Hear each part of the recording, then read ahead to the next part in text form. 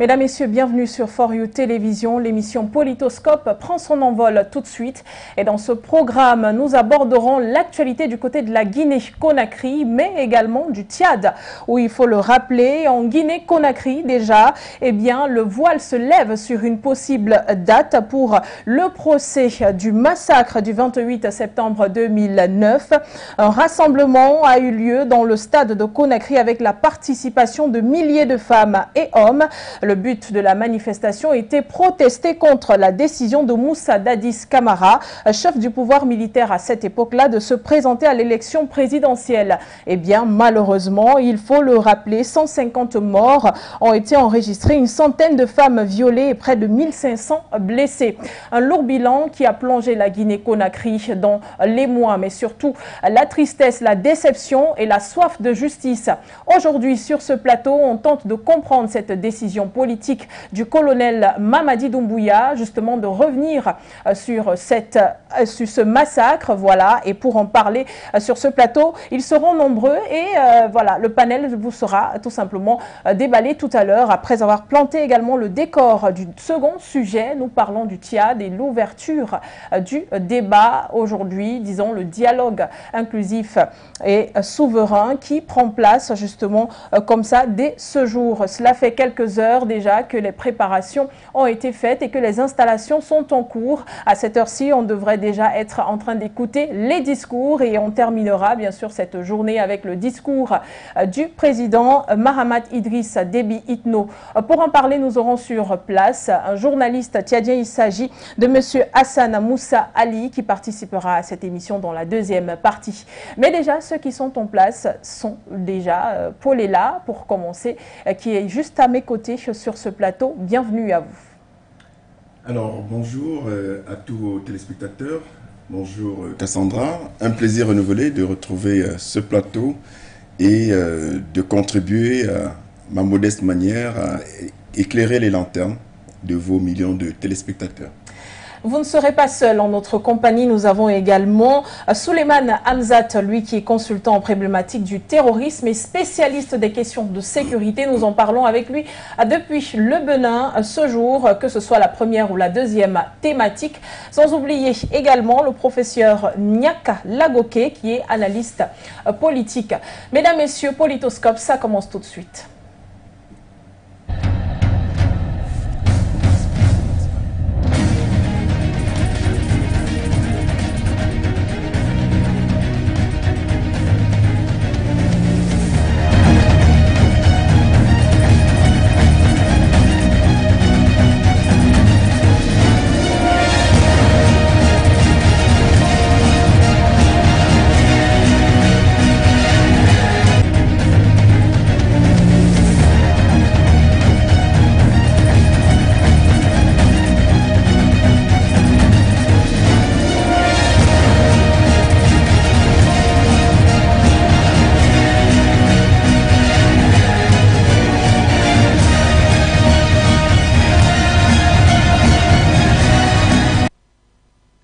Mesdames, Messieurs, bienvenue une fois de plus à cette édition de Politoscope.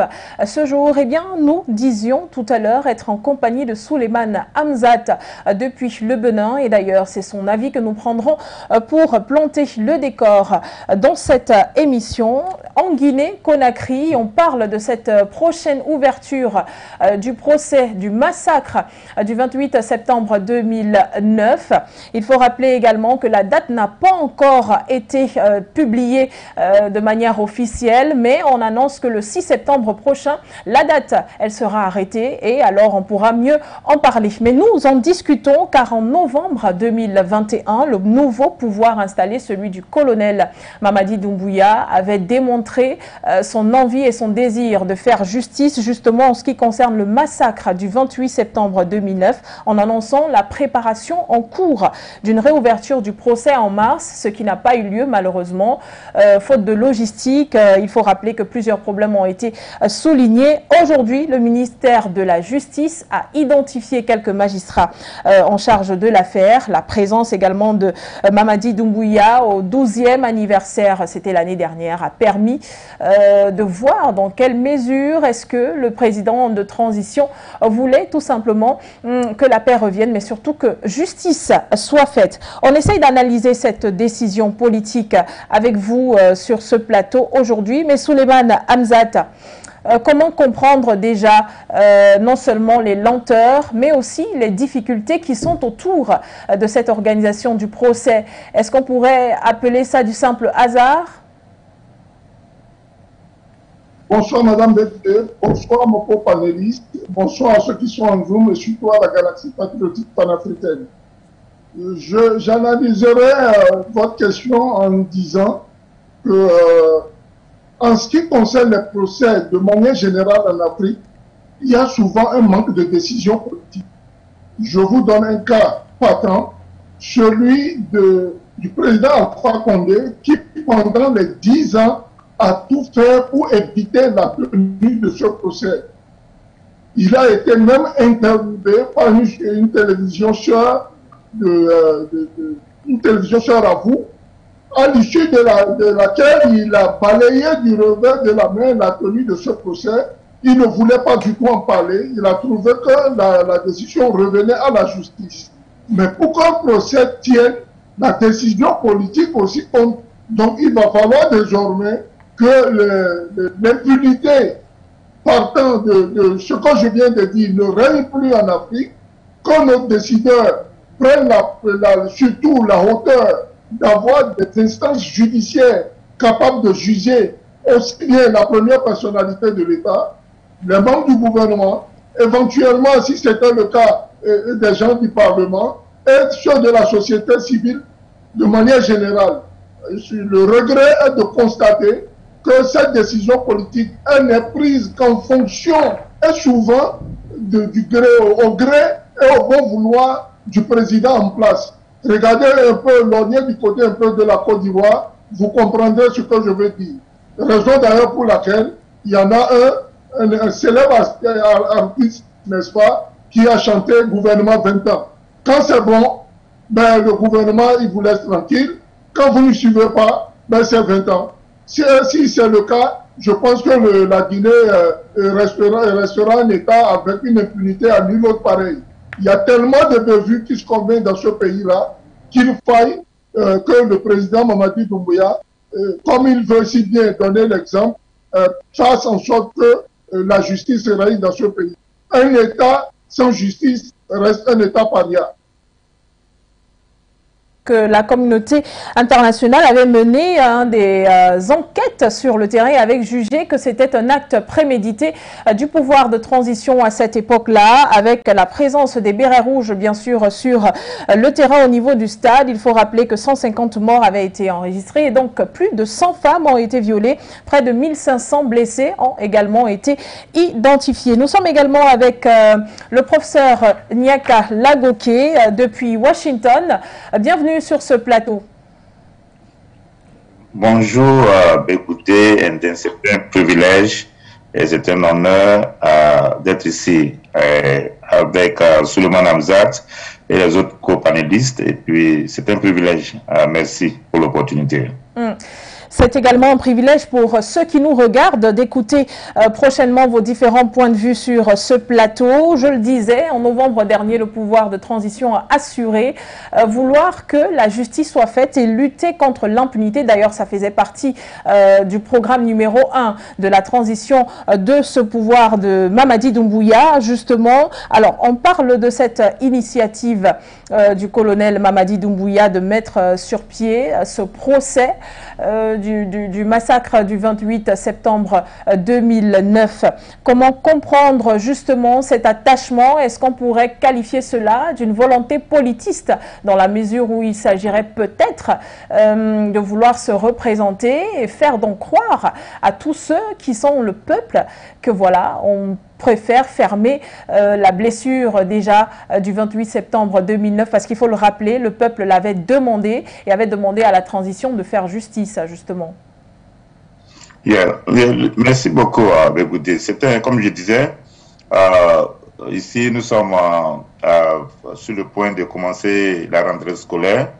Et puis, je n'ai pas pu résister à la tentation de venir ici pour parler d'abord dans votre émission, puis pour parler des choses qui concernent l'Afrique. La première des choses, c'est que je pense que avec nous avons comment on dit ça en anglais, on dirait mixed messages. C'est-à-dire qu'il y a les signaux qui viennent de la Guinée ne sont pas clairs. C'est vrai que des jeunes ont apprécié, et nous aussi un peu, quand Doumbouya a soutenu la révolution malienne dirigée par Assimi Goïta à l'occasion de l'embargo ou des sanctions de la CEDEAO contre le Mali. Donc, c'était l'expression de solidarité de la Guinée a été appréciée par tout le monde. Donc, c'était la première des choses. La deuxième, donc, des panafricanistes, quand ils ont organisé leur marche Dakar, Bamako, Guinée, ont apporté leur soutien à Doumbouya. Mais on ne sait pas clairement ce que Doumbouya veut faire à la tête de la Guinée.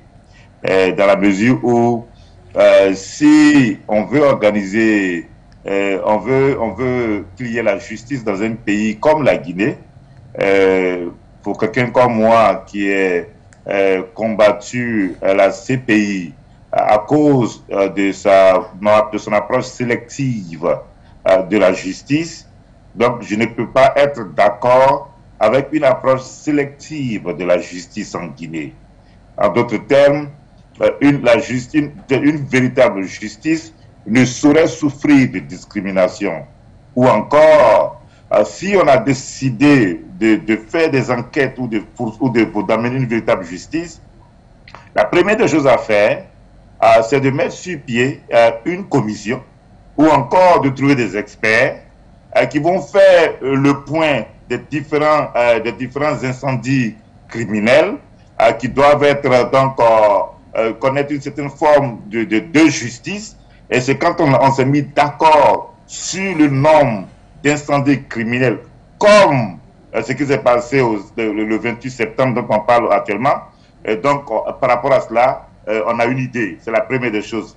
Et la deuxième des choses, c'est un processus qui doit être inclusif, et c'est un processus dans lequel on doit impliquer les partis politiques, les chefs traditionnels, les leaders religieux, les figures morales de la société. C'est quand on a fait tout cela, et maintenant on se met d'accord sur le cadre de l'expression de cette justice. Si c'est des tribunaux populaires ou pour une justice restauratrice comme ça s'est passé au Rwanda, ou bien est-ce que c'est un tribunal populaire qui doit le faire, ou un tribunal régulier qui doit le faire?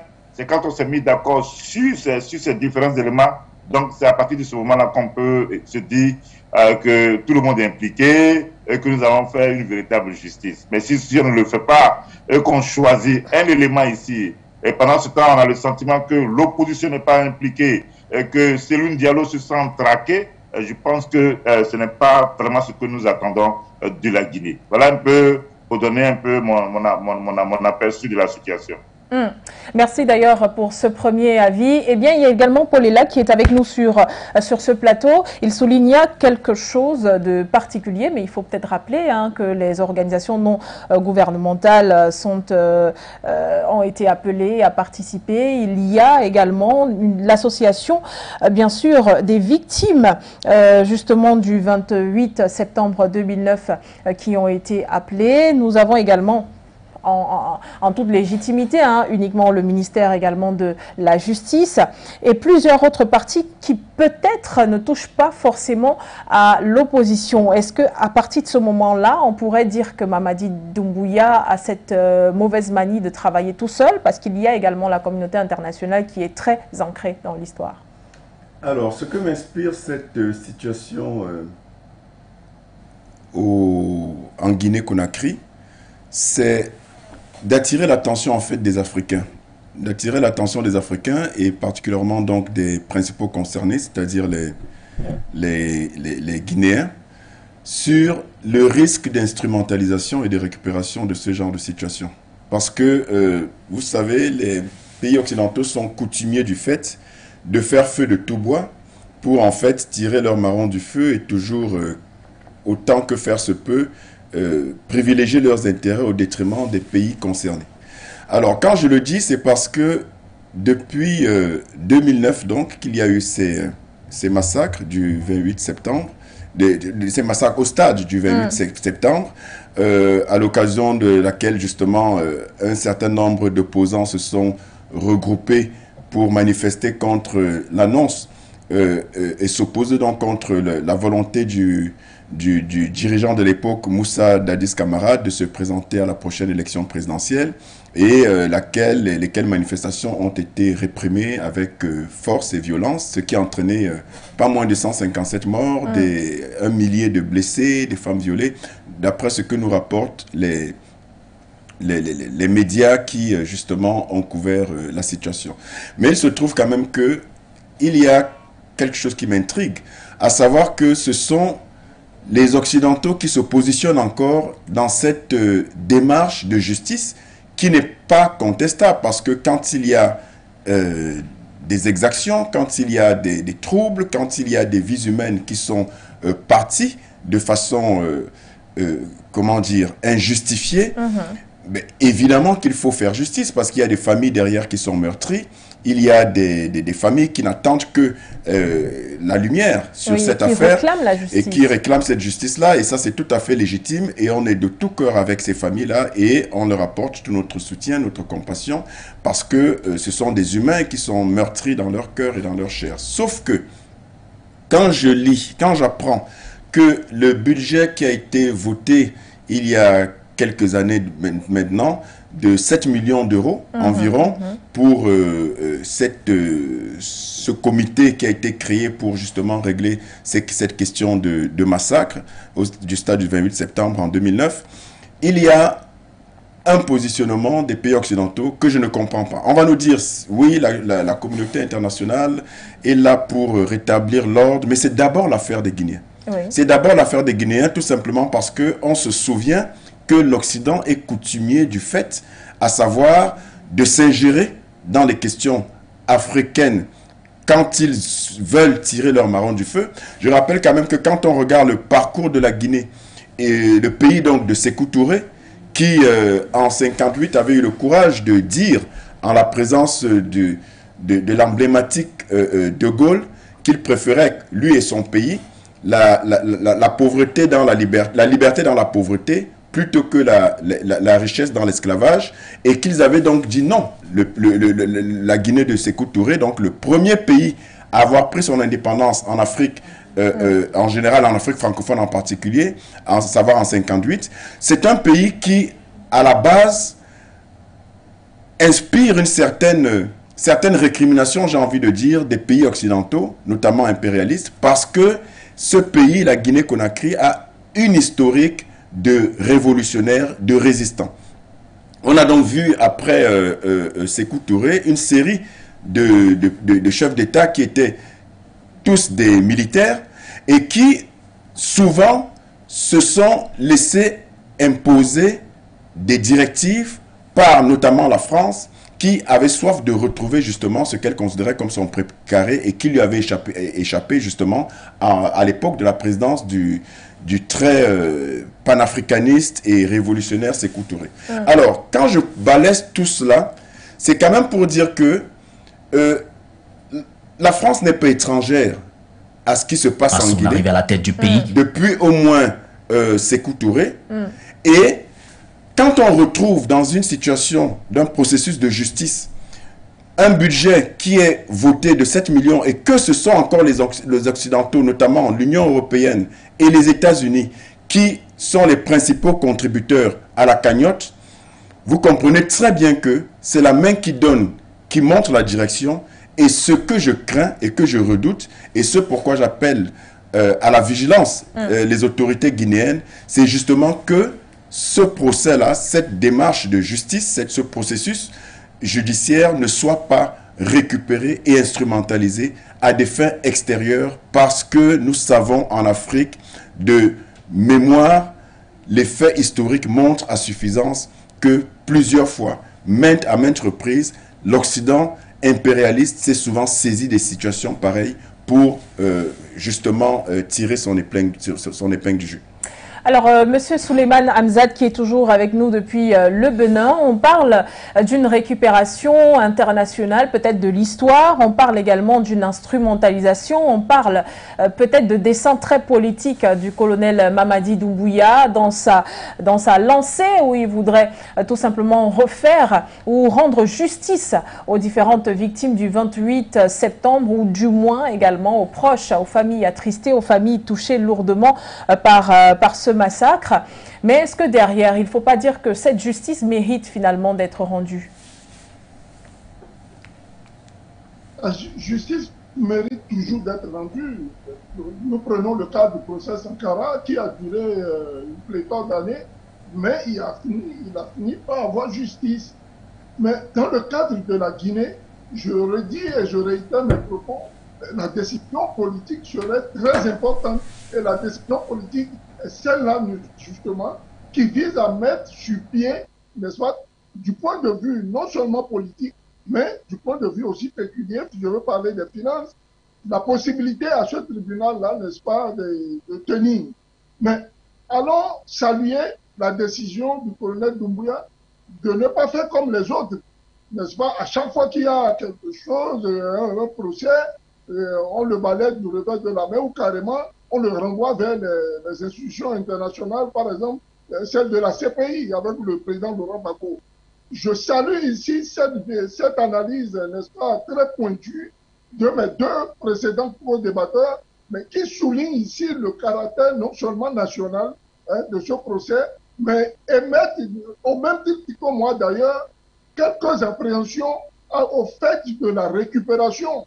Parce que c'est vite fait de passer d'un procès qui normalement devait être national à un procès international, si tel que la décision politique de faire justice dans les règles de l'art n'était pas appliquée.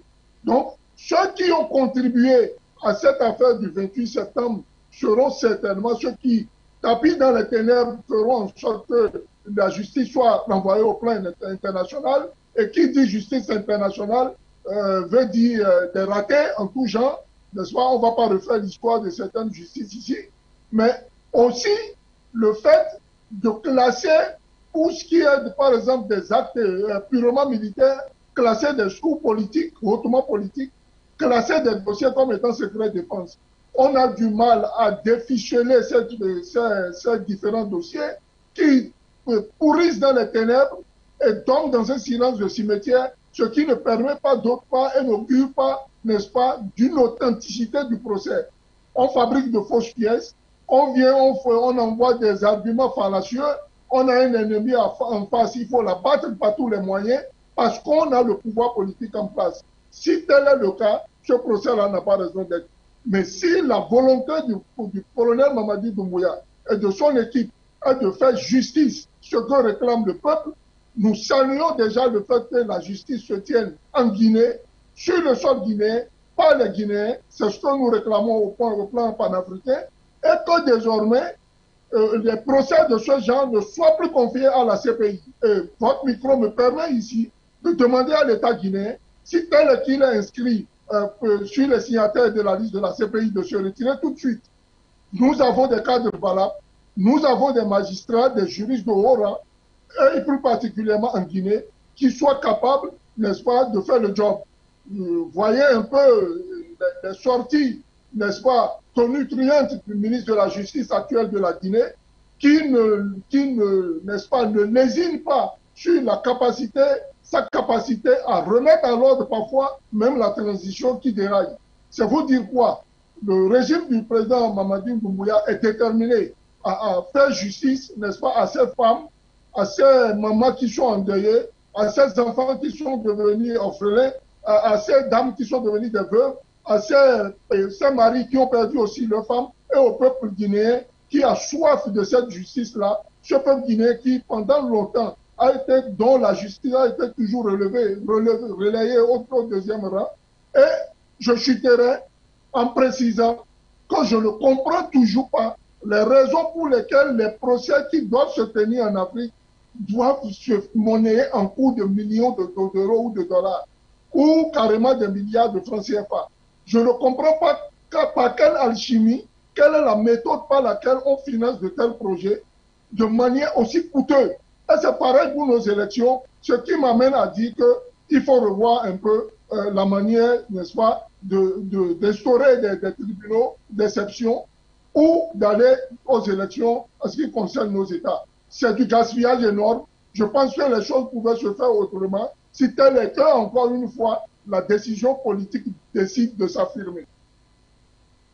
Essayer d'avoir également l'avis du professeur Niaka, qui est toujours en compagnie de nous, de notre programme cet après-midi. Eh bien, on parle là justement de retard et toujours de retard. La question que j'aimerais poser, c'est est-ce que vous avez l'impression, vous, professeur Niaka, que ce retard pourrait être dû justement à la classe internationale qui retarderait les choses, peut-être pour mieux, non pas monnayer, mais mieux manipuler, voilà, c'est le mot que je cherche, dans cette histoire, parce qu'il y a eu pas mal de reports. En novembre, le colonel Mamadi Doumbouya annonçait que ce serait pour mars. À mars, on annonce que ce sera pour août. Août, on annonce maintenant qu'en septembre, on donnera une date définitive. Et pourtant, le mois de septembre, justement, devrait représenter encore une autre commémoration.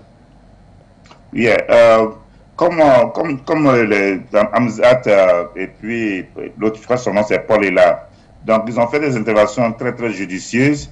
Et naturellement, avec la situation telle qu'on la vit en Guinée, je ne peux pas, comme je n'ai pas les faits, voilà, parce que je ne parle que des choses que je sais, comme je n'ai pas les faits, donc je ne peux pas dire que cela est dû à l'interférence des puissances étrangères.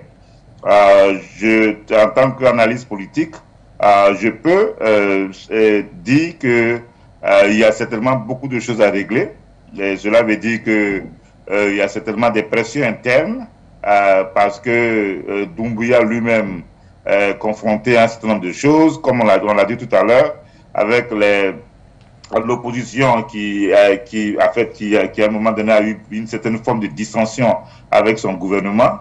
Et lui-même a récemment, je crois, suspendu les activités d'une organisation accusée d'être proche de FNDC. Et donc, je veux dire qu'avec tous ces éléments, on peut imaginer que lui-même, en dehors du fait qu'il puisse avoir des pressions internes et qu'il puisse avoir des pressions externes, certainement que lui-même, dans ses calculs par rapport à la gestion, estime peut-être qu'il faut différer ce procès. Mais ce que Paul est là a dit, et puis je crois que Amzat est revenu là-dessus, je crois que c'était des choses, en fait c'est quelque chose de très très important dont il faut parler. Il s'agit, voilà, que subitement les Occidentaux ont intérêt à financer un procès ou bien une certaine enquête en Guinée par rapport à la gestion d'Addis Camara. Donc, il y a plusieurs symboles qu'on pourrait analyser. On peut ne pas avoir le temps d'entrer dans les détails. Mais le fait que les gens aient un intérêt à ce qu'il y ait la lumière sur ces événements, depuis tout ce temps, on a vu qu'il y a eu les années de pouvoir d'Alpha Condé. On n'a pas vu, parce qu'à un moment donné, Condé et les Occidentaux avaient quand même un certain commerce. Et donc, on n'a pas vu une certaine pression pour qu'il y ait justice pour les victimes du 28 septembre. Et on le voit aujourd'hui. Ça, c'est la première des choses. La deuxième des choses, comme Paul l'a dit, c'est le financement. Le fait qu'ils aient intérêt à pouvoir financer ce procès ou bien cette initiative de justice, cela veut dire que, comme on le dit aux États-Unis, ils ont vested interest, c'est-à-dire qu'ils ont intérêt dans cela. Comme on dit en anglais, on dit vested interest. Le deuxième élément. Le troisième élément, au départ, quand on ne connaissait pas encore comment les Occidentaux fonctionnaient, on avait le sentiment que, voilà, quand on entend parler de IFES, National Democratic Institute, toutes ces organisations. Donc, on avait le sentiment que, franchement, c'est des organisations qui sont neutres et qu'elles travaillent effectivement pour la justice. Mais après, on s'est rendu compte qu'elles font partie de ce que j'appelle la structure supranationale de la gouvernance mondiale, que j'ai mise dans une structure que j'appelle la roue de l'impérialisme.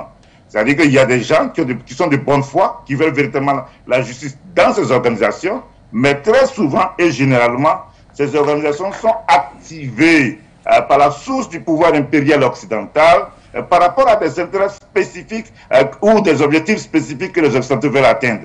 On l'a vu avec la Cour pénale internationale de justice à l'occasion du procès de Laurent Gbagbo. Quand les Français et l'ONU ont bombardé la Côte d'Ivoire, à un moment donné, oui, Gbagbo il va aller à la CPI, Gbagbo il ira à la CPI. Et la CPI vient, et la CPI fait qu'on fait une enquête, et à la fin, on dit que Gbagbo Laurent doit être, comment dire, indicted. On l'amène au procès, et on se rend compte qu'il y avait un souci. Donc aujourd'hui, moi, je suis pour qu'il y ait une justice.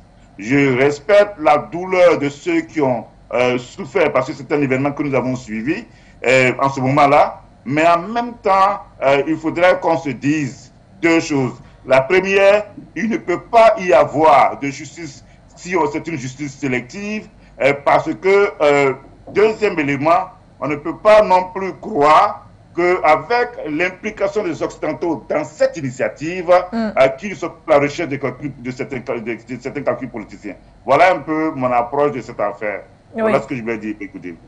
Alors, Paulela, eh bien, on a essayé de faire le tour avec Souleymane Hamzat ainsi que le professeur Niaka. Aujourd'hui, on sait que c'est un procès qui a quand même été ouvert depuis, il faut le rappeler, ce serait une réouverture, appelons cela comme ça.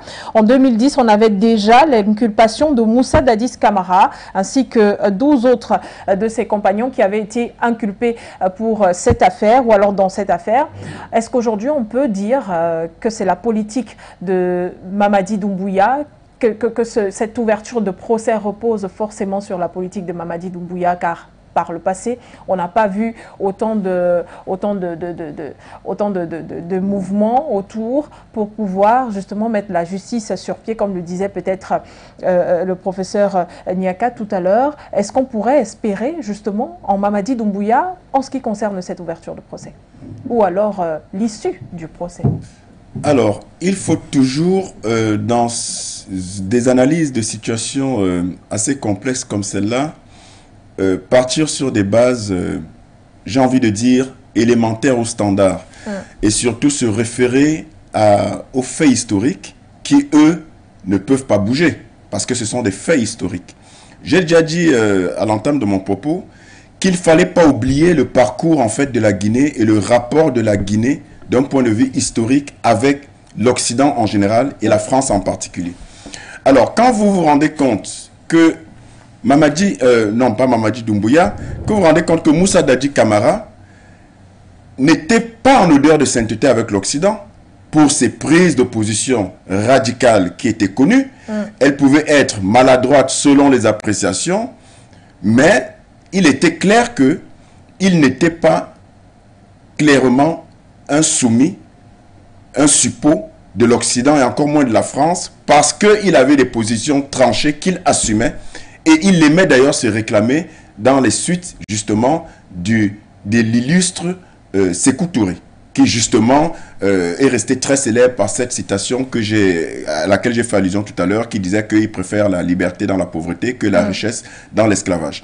Et si on part du fait que Moussa Dadis Camara n'était pas en odeur de sainteté avec l'Occident, parce qu'il n'était pas dans les desiderata de celui-ci, il y a des vraies questions à se poser sur la façon dont il est parti, sur la façon dont il a été remplacé. On se rappelle quand même qu'il a été remplacé par un certain Alpha Condé qui était tout sauf un opposant j'ai envie de dire, des manœuvres et des habitudes impérialistes françaises, et qu'on dit même avoir été en accointance très poussée avec la France officielle. Et pendant ces 10 ans d'Alpha Condé, on n'a rien vu en termes de procès. On n'a rien vu. Il y a eu on a repoussé. Et il n'y a pas eu d'agitation du côté de la communauté dite internationale qui ne s'est pas empressé de demander justement à ce que leur poulain, Alpha Condé, active justement le levier de la justice par rapport à cette affaire. Donc c'est une affaire qui a été dormante, qui a été repoussée, et subitement on la réveille et on est prêt à mettre les pieds dans le plat à coup de gros financement depuis que Mamadi Doumbouya est au pouvoir. Alors il faut se poser les bonnes questions, et pour moi l'une des bonnes questions c'est de savoir à qui profite la procrastination. À qui a profité de procrastiner jusqu'ici cette justice-là, à qui profite justement le retardement et le fait de repousser en permanence. Comme je le demandais tout à l'heure au professeur Niaka, est-ce que vous avez l'impression, vous, que c'est à cause de la classe internationale qu'il y a tous ces reports des différentes dates des procès? Le 6 septembre sera donc annoncé une date officielle, mais jusqu'à aujourd'hui, on ne sait pas quand est-ce qu'il aura lieu. Alors, moi, je refuse d'être naïf dans la mesure où je convoque toujours les faits historiques, comme je l'ai dit tantôt, pour au moins avoir des référents et savoir d'où on part. Les relations entre l'Occident et l'Afrique, la France et l'Afrique dite francophone, depuis au moins les années 1960, sont des relations qui sont biaisées de façon permanente et qui sont toujours orienté dans les seuls intérêts, justement, de l'ancienne puissance colonisatrice. Et quand il y a une situation comme celle-là, quand il y a des dirigeants à la tête des États, la France s'organise et elle ne s'en cache pas. On a vu la France agir ou se prononcer favorablement dans certaines situations politiques en Afrique et dans les mêmes situations politiques dans d'autres pays où ils avaient ou pas leurs intérêts, ils se sont présentés, ils se sont prononcés défavorablement. Donc c'est un deux poids deux mesures au gré des intérêts justement de cette France et de cet Occident. Et quand il s'agit justement de procès et de faits historiques avec la Guinée-Conakry, tel qu'on le voit, il est évident qu'on ne peut pas perdre de vue que la France notamment et l'Occident en général vont encore essayer de jouer leur partition. Ça tombe sous le sens quand on regarde en fait l'histoire des relations entre l'Afrique et l'Occident de façon générale. Il y a d'un côté des impérialistes invétérés qui n'existent que par la prédation et qui n'ont donc pas intérêt à ne pas jouer leurs cartes dans des situations comme celle-ci, surtout dans des situations où il y a un certain flou, où on peut encore augmenter le niveau de chaos pour tirer ces marrons du feu. Donc, méfiance, vigilance aux autorités guinéennes pour que ce procès, cette démarche de justice ne soit pas une fois de trop récupérée et instrumentalisée par cet Occident-là qui justement est coutumier du fait. Merci Paulilla. Eh bien, on va retourner avec M. Souleymane Hamzat. On sait son avis tranché justement sur la question qui lie l'international à ce procès qui sera donc organisé très bientôt et dont la réouverture est fait l'objet du débat. Monsieur Hamzat, est-ce que vous pensez que la transition de Mamadi Doumbouya repose sur cette réouverture du procès quand on sait que la justice a été demandée et que le pouvoir de transition avait mis en avant la volonté de faire justice et surtout de rendre un peu plus de paix, bien sûr, aux familles qui avaient été touchées lors de ce massacre? Le pouvoir, semble-t-il, ma foi, reste une continuité. Si le pouvoir est une continuité, je pense que les dossiers qui dorment dans les placards ou les tiroirs de la justice guinéenne doivent être portés, n'est-ce pas, sur la place publique et faire l'objet, n'est-ce pas, de procès. Plus particulièrement celui du 28 septembre qui a enterré, n'est-ce pas, le peuple guinéen dans son ensemble. Je voudrais, avant même d'aller dans des détails un peu plus techniques par rapport à la théorie du complot, revenir sur n'est-ce pas, un aspect très important qu'a souligné mon débatteur Paul est là, qui consiste, n'est-ce pas, à une éventuelle, n'est-ce pas, main de l'extérieur. Qu'il vous souvienne que dans la recherche de la vérité, certains partisans déchus, je dis bien, je prononce le mot partisans déchus, c'est-à-dire des gens qui étaient avec Alpha Condé et qui se sont retirés, le soupçonne d'avoir été même l'instigateur de ce massacre-là au stade. Et pour preuve, dit-il, il donne, n'est-ce pas, la présence d'un certain nombre de mercenaires qui seraient venus du Libéria voisin et qui auraient contribué à ce massacre. Le président Moussa Dadis Camara questionnait sur la question, questionnait, n'est-ce pas, sur cette opération-là, et a fait savoir qu'il était à la présidence quand il lui a été rapporté que ça tirait au niveau du stade, alors qu'il se prépare à y aller. Alors, malgré tout, il s'est quand même porté sur place pour vérifier un certain nombre d'informations. Il y avait un cafouillage à nul autre pareil. Il a dû se retirer pour se rendre compte en réalité sa transition, comme il se plaisait bien à l'appeler, commençait par vaciller. Et vous avez connu tous les événements qui ont suivi après. Vous avez remarqué aussi que la France, à travers le président, à travers le ministre Bernard Kouchner, s'était juré d'avoir la tête du colonel Mamadi Doumbouya, d'avoir la tête du colonel, du capitaine Moussa Dadis Camara. Et ça n'a pas tardé. Il y a eu les événements du 28 septembre, normalement, à l'issue duquel il s'attendait à ce que le pays vacille, qui est un autre Rwanda où je ne sais pas quelle intention ils avaient. Mais allez voir plus loin, qu'il y a eu, n'est-ce pas, la tentative d'assassinat sur la personne du capitaine Dadis Camara. Et on a vu comment cette transition-là a commencé par vaciller. Il était en indisponibilité opérationnelle. Il ne pouvait plus conduire les affaires du pays. Il a été déporté vers le Maroc. Son adjoint, qui était le colonel, je crois, Konaté, qui a pris les rênes du pouvoir, a eu aussi beaucoup de mal à aller à la fin de la transition.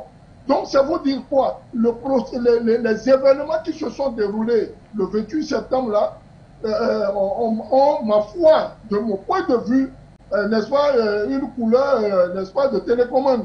Ça vient de quelque part, et malheureusement, pour le capitaine Dadis Camara, il s'est vu installé au pouvoir par ce qu'on peut appeler une élection, mais en réalité qui n'en était pas une. Le professeur Alpha Condé. Une fois que le professeur Alpha Condé s'est installé, vous avez vu tout de suite qu'il s'est braqué contre ceux-là hier, qui l'a trouvé d'ailleurs, n'est-ce pas, qui voulait à ce que non seulement les militaires s'en aillent, mais lui, en tant que civil, il pourrait être manipulable. L'Occident s'est trompé sur ce point. Qui connaît le professeur Alpha Condé, c'est un téméraire. Il a mis l'Occident, il a bouté l'Occident de côté. Et vous avez vu, ça n'a pas tardé à lui aussi. Il a commencé par avoir des problèmes.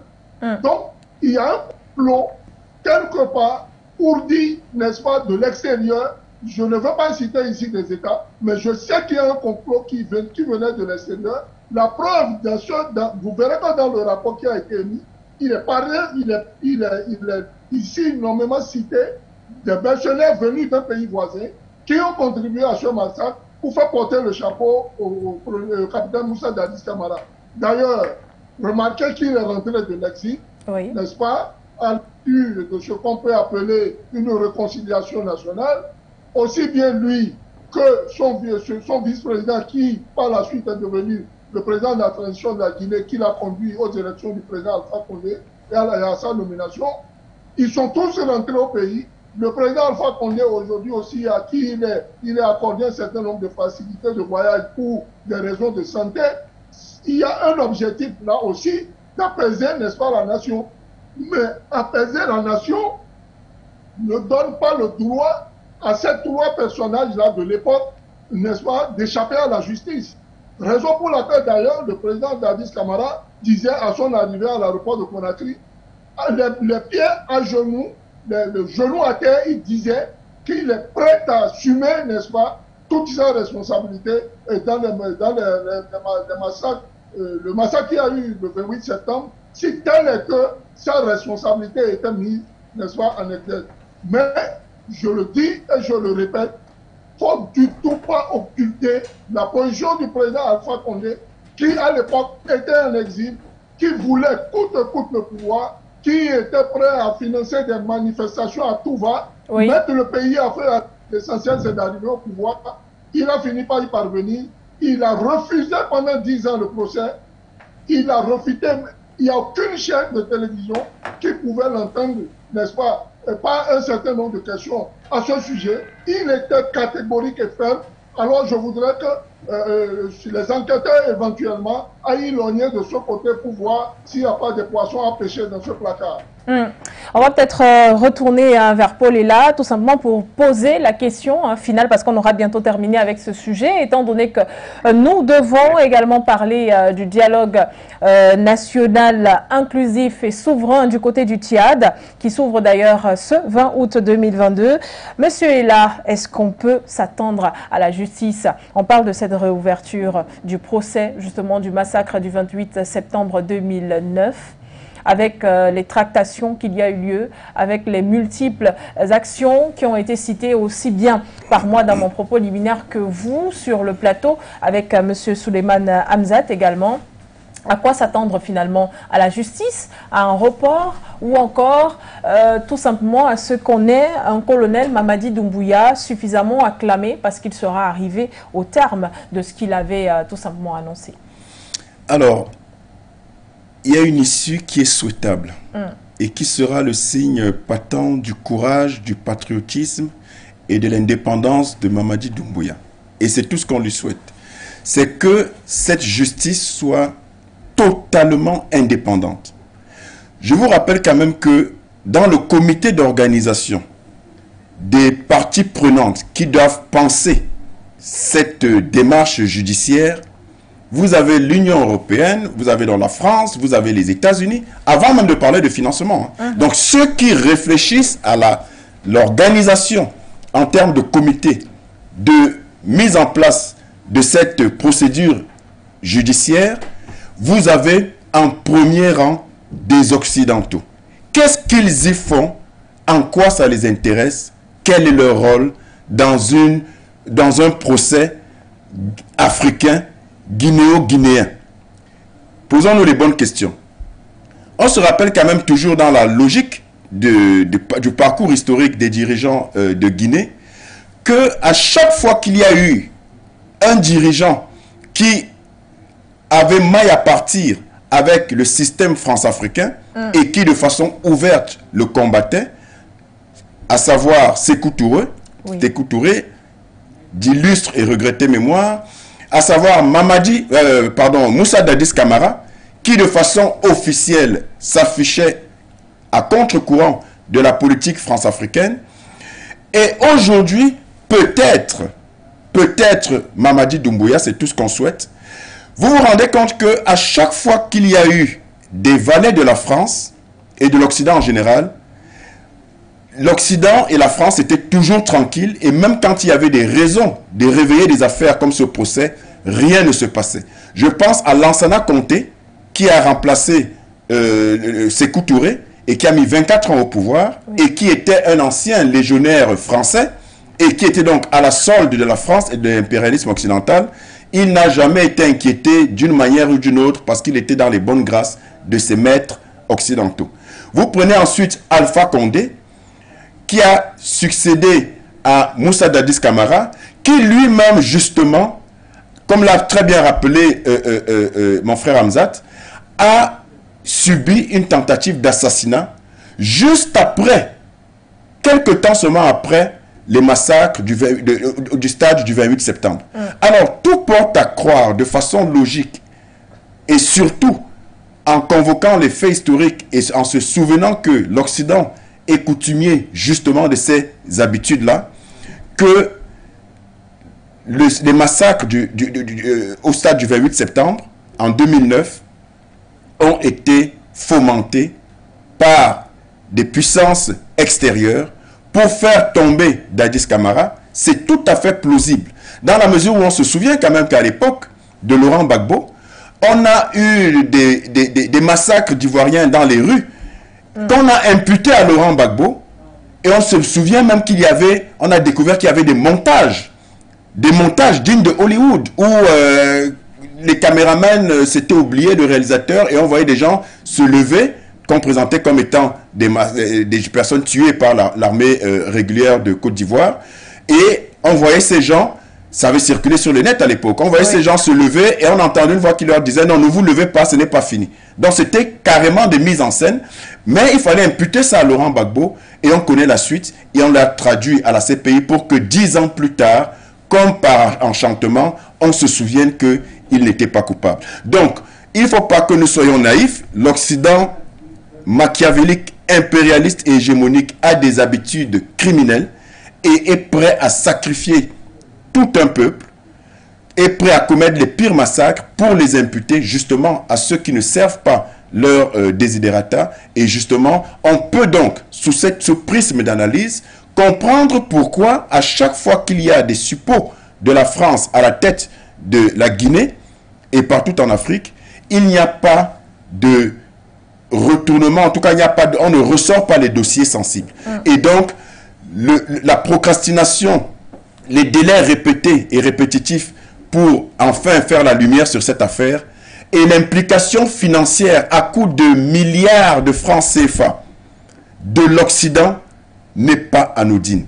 Il y a bien des choses à dissimuler, il y a bien des choses à cacher et il faut absolument être impliqué pour que la vérité ne soit pas faite. Et je termine en disant que Mamadi Doumbouya sera un héros s'il se défait de cette hégémonie et de cette ingérence occidentale dans ce procès-là et s'il parvient à faire en sorte que la décision de justice qui sera rendue à la suite de ces massacres-là soit exclusivement guinéo-guinéenne, et je peux vous assurer que on aura de belles surprises et c'est l'Occident qui est en train de trembler si jamais cette justice est indépendante. Professeur Niaka, avec vous peut-être un dernier mot sur le sujet avant de prendre Souleymane Hamzat et ouvrir un autre débat et le refermer très rapidement. Professeur Niaka, quand on sait justement que le soutien financier est apporté par la communauté internationale, est-ce qu'on peut s'attendre réellement à la justice? Vous parliez tout à l'heure justement de comités chargés des enquêtes et puis de revoir les dossiers. Est-ce qu'on peut avoir une confiance aveugle? Qu'on ne peut pas avoir une confiance aveugle dans ce processus.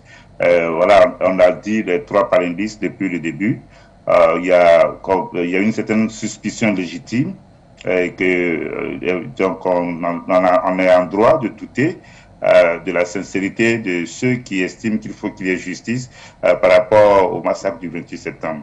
Mais il y a un élément dont on n'a pas parlé que je voulais quand même signaler rapidement pour éclairer davantage ceux qui nous écoutent ou ceux qui nous suivent, c'est que le Doumbouya a certainement intérêt aussi à neutraliser Dadis Camara, parce que quand Dadis Camara est rentré, j'ai suivi une interview de Dadis Camara dans laquelle lui-même il a annoncé que il allait reprendre, il allait se réimpliquer dans la politique.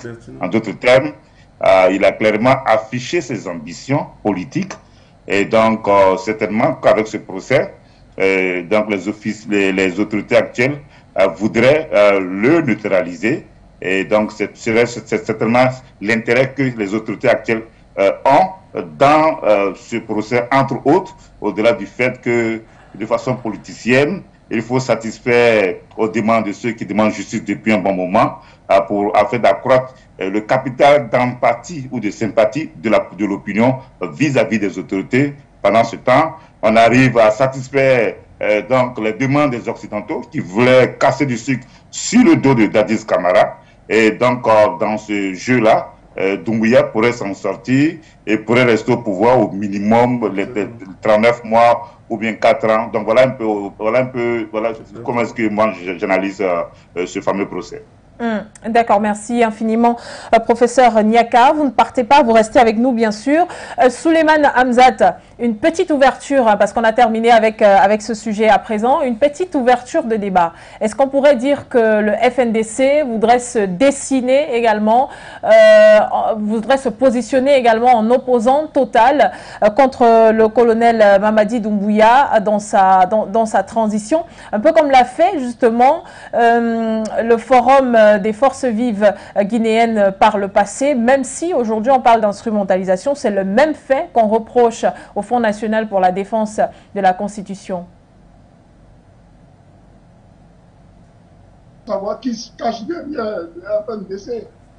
Le FNDC, à mon avis, était cette coalition-là, n'est-ce pas, qui ne voulait pas du troisième mandat du président Alpha Condé et qui d'ailleurs a contribué à cette révolution qu'il a emportée.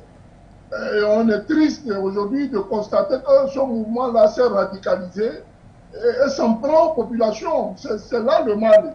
Il faut, moi, à mon avis, avoir n'est-ce pas, des organisations de ce genre pour aller dans le sens de la population, mais pas des méthodes totalement catholiques. Il ne faut pas verser dans l'anarchie ni dans la violence. Nous constatons il y a des banques qui circulent, vous allez sur YouTube, vous en trouvez beaucoup, des Guinéens, mais agressés, des gens qui sortent tranquillement pour aller battre leur occupation, à qui il est arraché des sacs, d'autres qui sont carrément battus, poussés dans les caniveaux. En quoi sont-ils responsables, n'est-ce pas, de la gestion du colonel Mamadi Doumbouya? Et mieux, si vous voulez vous en prendre à la gestion du colonel Mamadi Doumbouya, mais il y a des lois, il y a des règlements, il y a un comportement régalien citoyen à avoir, à savoir se réunir par exemple, même si c'est dans l'illégalité, chez soi à la maison, c'est pas un groupe de bien désignés, que personne n'est responsable, accoucher une feuille de route sur les bonnes propositions concrètes, n'est-ce pas, de pouvoir participer à cette transition-là et de l'adresser à qui de droit. Ce sont des méthodes, c'est la méthode qui manque au FNDC au fait. Elle a fini de se radicaliser. Elle se livre à un vandalisme qui ne dit pas son nom. Et moi, à la place du colonel Mamadi Doumbouya, j'aurais fait pareil. Il a suspendu le FNDC, pur et dur, pour des raisons de sécurité nationale, dit-il. Mais qui aurait voulu, dans le cadre d'une transition, qu'on arrive à ce genre de désordre, sachant qu'il y a un procès, il y a déjà eu ce genre de comportement qui a poussé au massacre du 28 septembre. Ainsi, il faudra attendre d'avoir un autre 28 septembre bis en Guinée pour prendre des dispositions. Je salue, moi, de ma position, n'est-ce pas, cette décision-là, d'abord de surseoir de manière officielle au FNDC, et surtout que leurs partisans se gardent de vouloir verser dans le désordre. Si tels qu'ils sont financés par quelqu'un dont je ne cite pas les noms, n'est-ce pas, ici, et qui de loin, n'est-ce pas, actionne les détentes. Les Guinéens ne vont pas refaire ce passage-là n'est-ce pas, négatif de leur histoire. Il y a un procès qui déjà est en cours, on ne voit pas clair dedans. Vous vous levez, vous cherchez des machettes, des coups, vous vous comportez comme si vous n'étiez pas des citoyens de cet État-là. C'est à croire que la jeunesse, franchement, quand j'étais aux côtés du président Toumani Touré, n'est-ce pas, il me disait, mais vous les jeunes, vous ne réfléchissez pas trop. Et apprenez à réfléchir, asseyez-vous, et surtout ayez de la tempérance, me disait-il. C'était un ami. Donc vous voyez, la jeunesse aujourd'hui africaine et panafricaine doit avoir de la tenue, de la retenue, surtout dans le comportement, et surtout avoir de la jugeote pour proposer, aller vers des propositions concrètes, même si le pouvoir s'entête, il va falloir faire des propositions, mais concrètes et pragmatiques. Dans ce sens-là, il ne faut pas aller demander aussi au pouvoir l'impossibilité. Vous voyez, le régime aujourd'hui en Guinée reste un régime militaire après tout. Donc, c'est des soldats, ils ont les armes à main. Vous avez des couteaux, des bâtons. Il faut franchement déclencher une guerre que lorsque vous savez que vous pouvez la gagner. Donc, le FNDC aujourd'hui est suspendu. Moi, j'aurais fait pareil. Et surtout, ceux qui sont tapis dans l'ombre, qui actionnent ces jeunes-là, qui malheureusement reçoivent des balles et de facto font endeuiller leur famille, sachent que tôt ou tard, ils porteront la responsabilité, n'est-ce pas, des actes qu'ils posent au niveau de la Guinée. Merci infiniment Souleymane Hamzat pour cette réaction. Vous ne partez pas, bien sûr, vous restez avec nous puisque nous parlons dans un instant à présent du côté du Tchad. Nous partons du côté du Tchad pour parler du dialogue national inclusif de ce côté-là. Mais déjà, rappelez que nous étions en train de nous appesantir sur l'actualité du côté de la Guinée-Conakry avec l'ouverture du procès du massacre du 28 septembre 2009 qui est annoncé. On s'est interrogé sur quoi s'attendre, bien sûr, le 6 septembre prochain. On aura donc une date définitive qui nous dira définitivement, bien sûr, quand est-ce que se tiendra ce procès et à quoi s'attendre, ou du moins les issues de ce dernier. Restez sur Politoscope sur For You Télévision. Place à notre deuxième sujet d'échange.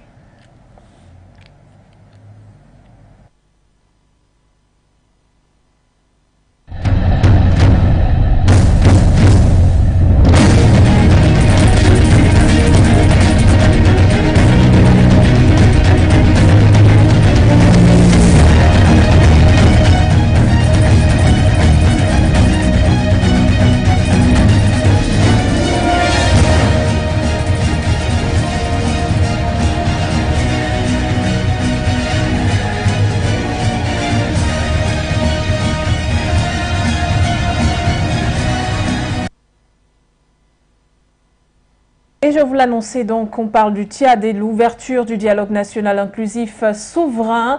Quel enjeu pour l'avenir du pays, mais surtout pour l'avenir politique de ce dernier? Eh bien, on en parle avec nos différents panélistes sur le plateau. Vous le savez déjà, Souleymane Hamzat du côté du Benin. Et avec nous, nous avons également le professeur Nyaka Lagoké à Washington qui reste avec nous également. Paul est là sur ce plateau et nous allons accueillir tout de suite un autre panéliste. Il s'agit de Paul Eyoum qui, lui, est secrétaire national au suivi, au contrôle et à l'évaluation du parti politique d'opposition camerounaise, l'Alliance des forces progressistes. Bienvenue sur ce plateau. Merci Cassandra Bégoudé. Bonjour à tous les millions de téléspectateurs For You TV, à tous les membres du panel.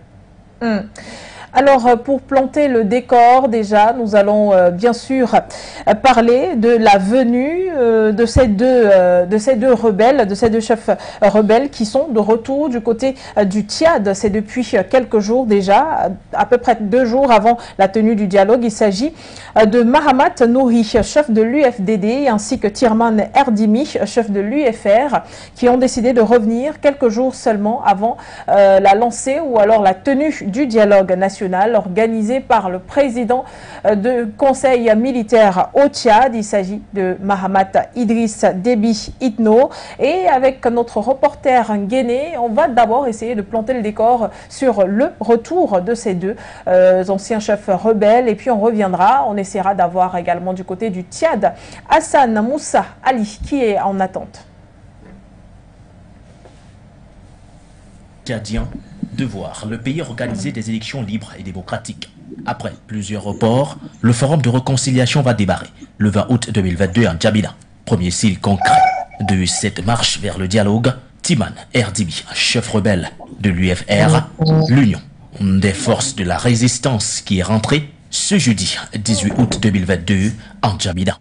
Il s'agit du neveu de l'ancien président Idriss Déby Itno, qui était à la tête des colonnes rebelles qui fondaient sur la capitale en 2019 et qui avait été stoppé par les bombes des Mirages 2000 largués par l'armée française. Tirman Erdimi est de retour après 17 ans d'exil. Le chef de l'UFR est signataire de l'accord de Doha au Qatar. Après son offensive ratée, la justice tchadienne l'avait condamné par contumace à une peine d'emprisonnement à perpétuité. Selon un décret signé le mercredi 18 août 2022, le dialogue national inclusif sera souverain et ses résolutions seront exécutoires. À son arrivée à la tête du pays, Mahamat Idriss Déby Itno, le président du Conseil militaire de transition, avait promis d'organiser une rencontre entre l'opposition et l'armée pour permettre le transfert du pouvoir aux civils et les élections. Le dialogue, qui s'ouvrira samedi, doit déboucher sur des élections libres et démocratiques, ont promis les autorités tchadiennes.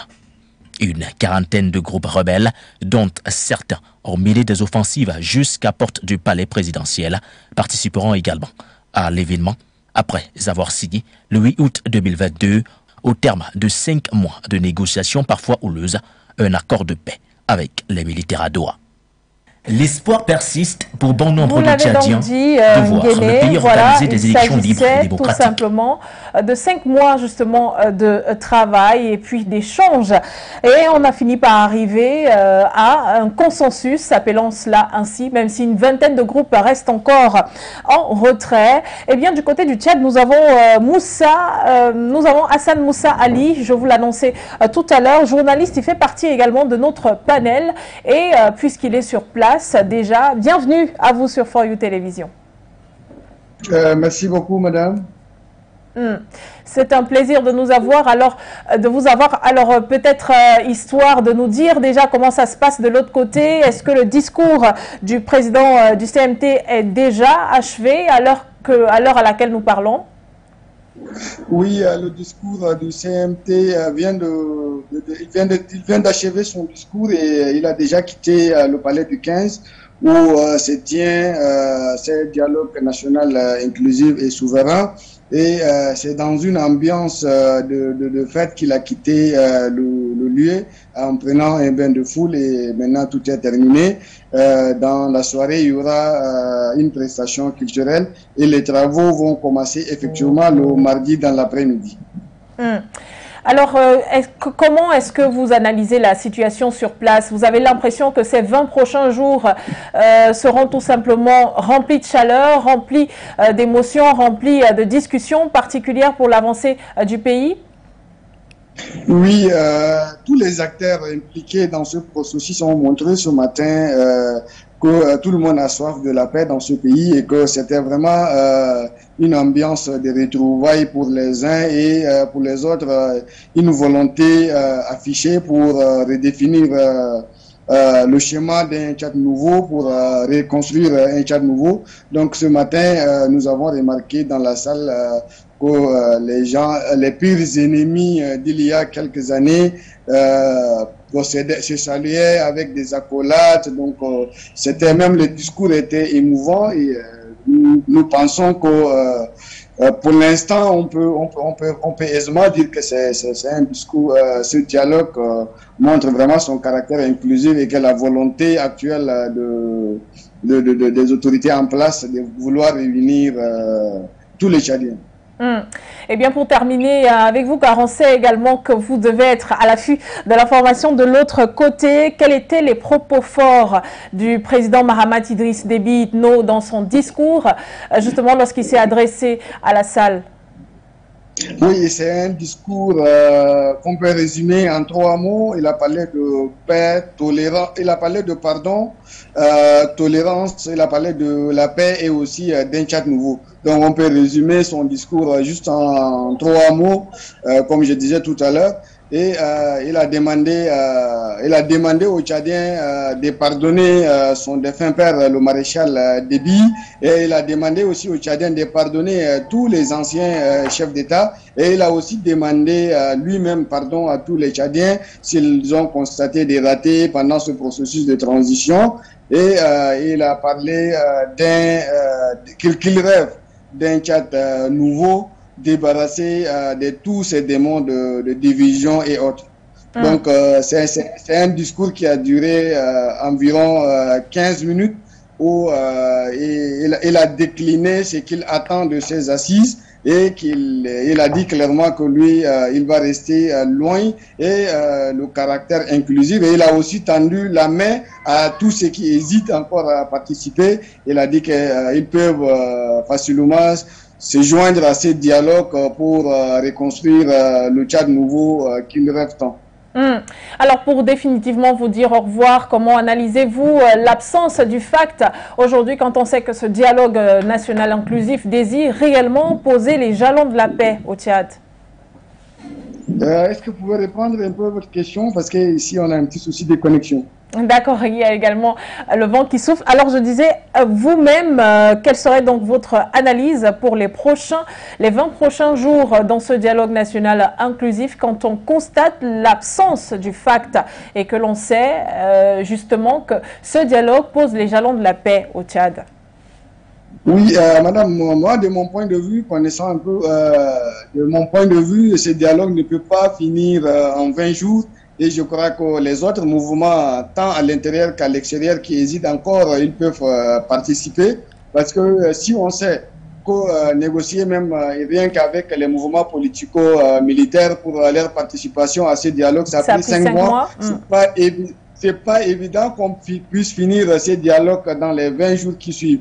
Donc, il faut s'attendre à un dialogue qui va durer 6 mois, 1 an, ou voire même plus, parce que le problème du Tchad est profond. Et rien que pour débattre, je ne sais pas sur la forme de l'État, ce débat peut durer aisément 2 mois, parce que ce n'est pas du tout facile de finir ce dialogue dans les 20 jours, parce que comme les autorités ont annoncé, le dialogue est souverain, et je crois que c'est pas évident qu'on finisse dans les 20 jours. Déjà, pour mettre en place le présidium, là, il faut compter plus de 20 jours, parce que si on s'inspire de la conférence nationale souveraine qui s'est tenue en 1993 sous Idriss Déby Itno, paix à son âme, donc on sait que ce dialogue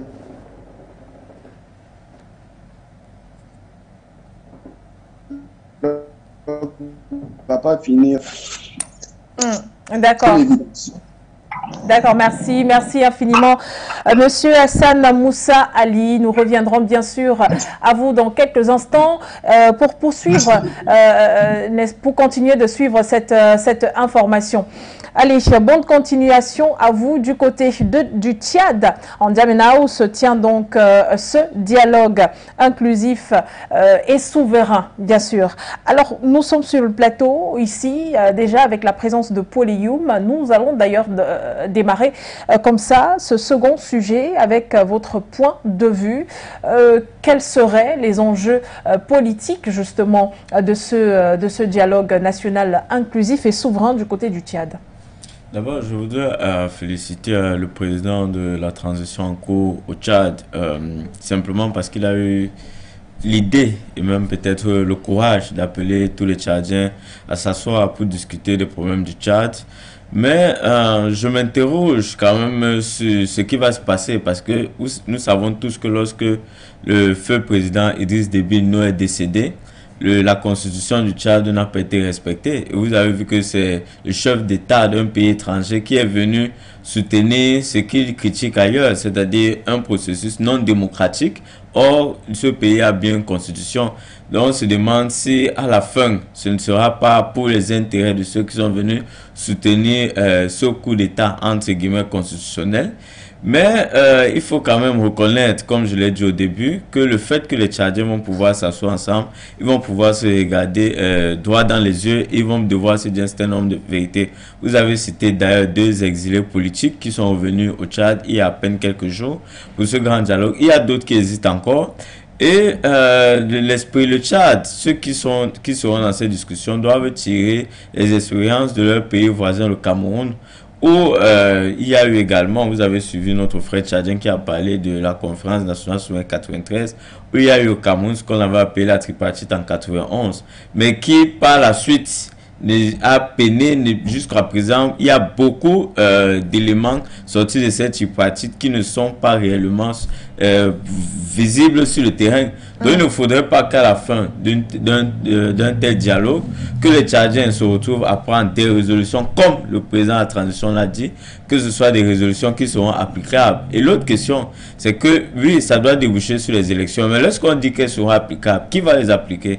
La transition qui est là actuellement va d'abord les appliquer avant les élections, ou bien c'est ceux qui viendront après les élections? Donc voilà, entre autres, les questions que nous nous posons, et nous disons aux Tchadiens, étant donné qu'ils ont l'opportunité de s'asseoir, comme l'a voulu le président de transition, il faudrait que le pouvoir revienne aux civils. Mais pour ça, il y a quand même de la sincérité, la vérité qu'il faut avoir.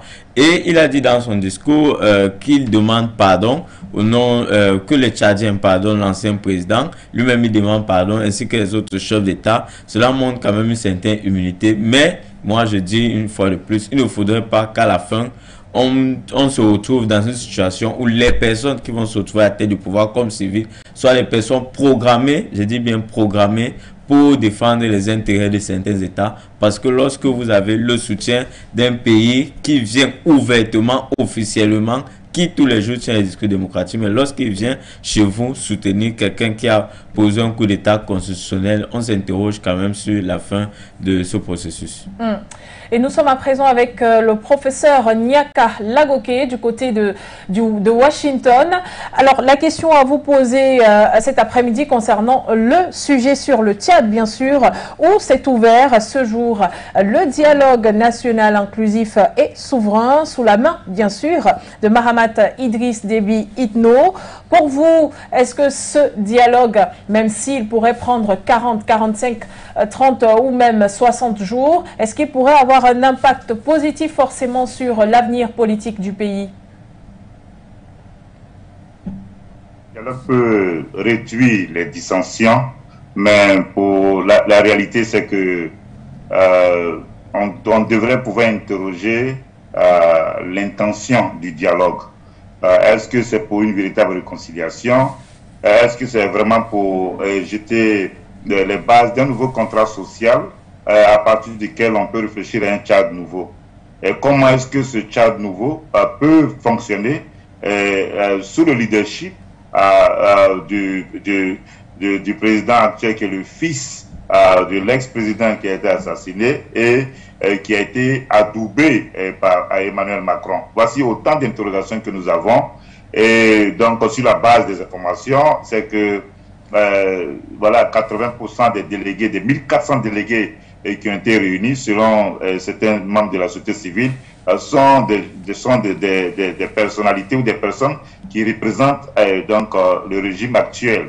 Et donc, il y a déjà donc un déséquilibre de représentativité à ce niveau, ce qui démontrerait que ce forum est organisé dans le but d'apporter une certaine caution morale et populaire au régime actuel. Et si l'objectif de ce dialogue devrait être, entre autres, l'organisation d'élections politiques, donc on a un droit de se poser des questions. Ça risque de ressembler à ce qu'on a l'habitude de voir. Des gens se rencontrent, discutent, se mettent d'accord sur un calendrier électoral, essaient de réduire quelques dissensions et à la fin, on se rend compte que rien n'a fondamentalement changé dans la société ou dans les sociétés africaines. Aujourd'hui, l'Afrique est en train de négocier ou de renégocier sa nouvelle indépendance. C'est de ça qu'il s'agit. Que ce soit dans les différents, en Centrafrique, au Mali, un peu même en Guinée, au Burkina Faso, en Côte d'Ivoire, un peu partout, il y a un regain d'intérêt pour le panafricanisme, il y a un regain d'intérêt pour les questions de souveraineté politique et économique. Donc si des gens se rencontrent et ne posent pas les questions de la souveraineté politique et économique du Tchad, pour moi, même s'il y a une certaine forme de paix,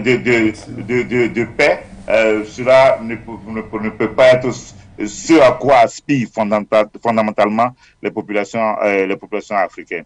Donc au Tchad, vous l'avez dit dans votre introduction, une coalition politico-militaire n'est pas associée, la société civile ne sont pas totalement impliquée, les partis politiques ne sont pas impliqués comme il se doit. Donc on a le droit de se poser des questions sur ce dialogue. Mais au moins, il faut quand même saluer le fait qu'il y a eu une initiative de négociation, une initiative de discussion, parce que les questions africaines doivent se régler en Afrique par les Africains sans interférence néocolonialiste. Merci, Bégoudé, par rapport à cette question. Apporter bien sûr à cette question. À présent, nous sommes avec Souleymane Hamzat, avant que de revenir à Paulella qui est juste à mes côtés. Eh bien, Souleymane Hamzat, aujourd'hui, on se rend compte qu'une vingtaine ou plus de groupes politico-militaires n'a justement pas donné son accord pour participer à cet échange, à ce dialogue national inclusif et souverain.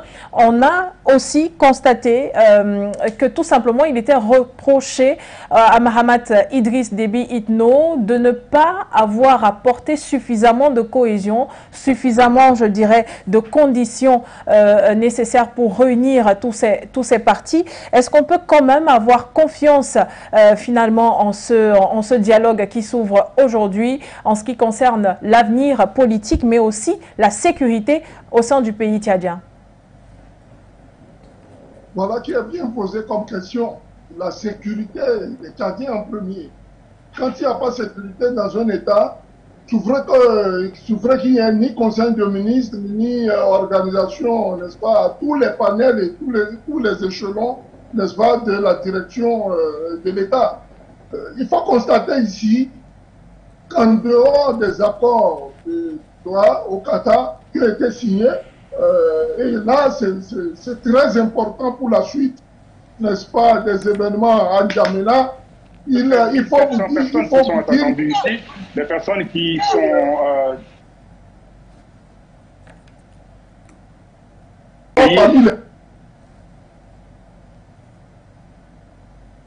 politico-militaire qui a conduit à l'assassinat du frère maréchal Idriss Déby Itno.